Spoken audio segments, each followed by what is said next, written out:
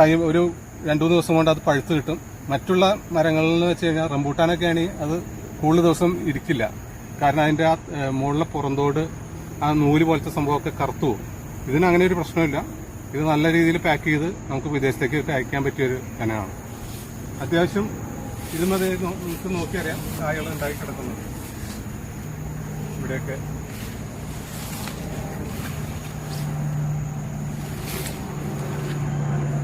ഈ പ്രാവശ്യം നമുക്ക് കൊടുക്കാനുള്ളതൊന്നും ഉണ്ടാവില്ല. നമ്മളുടെ വീട്ടാവശ്യത്തിനുള്ളത് ഈ പ്രാവശ്യം കിട്ടും. മാംഗോസ്റ്റീൻ പൊതുവെ ഒരു വളർച്ച വളരെ സ്ലോയിലാണ്. വളർന്ന് തുടങ്ങിക്കഴിഞ്ഞാൽ ഒരു 5-6 വർഷമൊക്കെ കഴിഞ്ഞാൽ പിന്നെ പെട്ടെന്ന് വളർന്നു വരും.